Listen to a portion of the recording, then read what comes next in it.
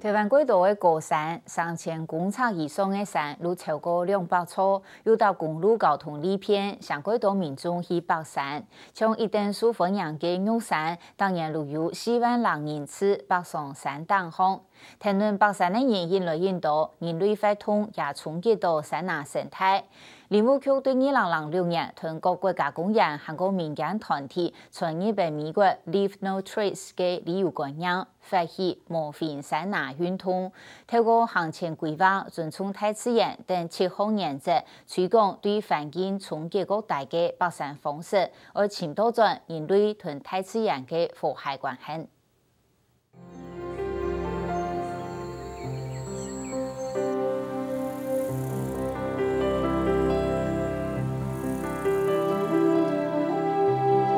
对海拔2800人公尺高的塔塔加出发，顺登普陀见玉山，有世界7家冲本蒙沙岩保球的。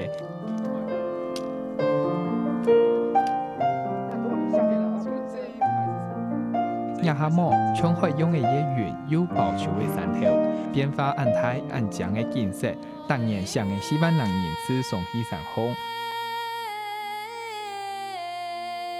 山峰不时就看得到绿色。但枪破坏的景观，没威胁到野生动物的生存。荷莲荷叶流下来的，你看腐烂了没有？还完好如初啊，都还没有腐烂呢。如果你这个里面有还残留食物，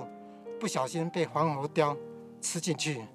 那只黄喉貂可能要嗝毙。上这个玉山是顺着步道看着垃圾这样子直接上到玉山，这是一种对环境。有一种讽刺的这种现象哦。台湾高山层层叠叠，3000公尺以上的高山就有200处较高，重大海拔山的行较多，山崖同平原两隔壁，民众留山的无买起哩，故山呢也求社会转强的空间。人类大量的发通，直接影响到长青的山崖生态，应用的再个建立人同山崖和谐关系，触动重要。自然环境继续很好，然后我也才能够生活得很好。那现在都市人没有这种认知啊，所以当他到自然里面的时候，他只是一个消费的啊，他是一个消费者，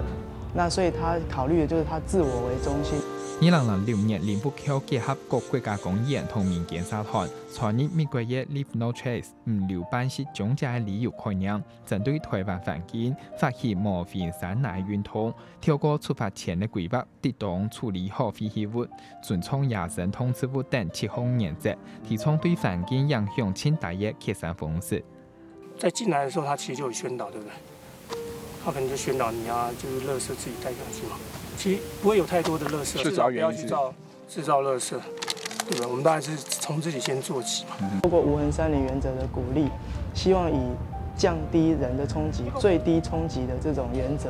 来鼓励大家到自然里面去亲近自然的时候，不要造成自然的负担。所以它其实是在重新修补人跟自然之间的一个正常的关联。山区的体质较唔适贴，运用的客山则唔会实质到普通的泥石流失体，咪系模范山崖先台冲点。玉山国家公园还考虑到民众的需求，改良普陀泥石流失则唔会按夹。用最自然原始的这个木材料啊，去融合这个步道，然后把它做成一个阶梯状，然后这个做法可以减少那个登山游客下来，它有一个踩踏的一个过程，而不是用滑。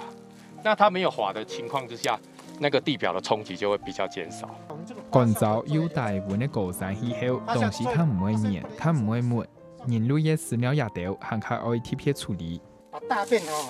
尽量打散，然后再把土吹出去，让它自然分解。则唔会污染到环境，咪系尊重其他的山友。台湾因为我们要为了让它能够适应在那个地方，我们目前是没有强力去制定说一定要请游客爬分面带下山，就是希望他们能够随手带一支简单的小铲子，那随时按照环境甚至远离水源的部分去做一个粪便的掩埋。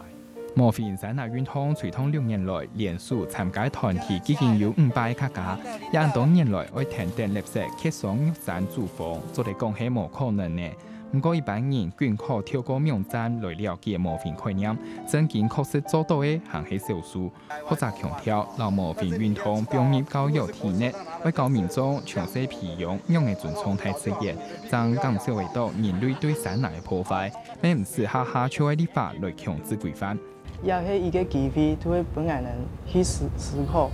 人同大自然之间运用的更永续、更和谐的按的一个关系。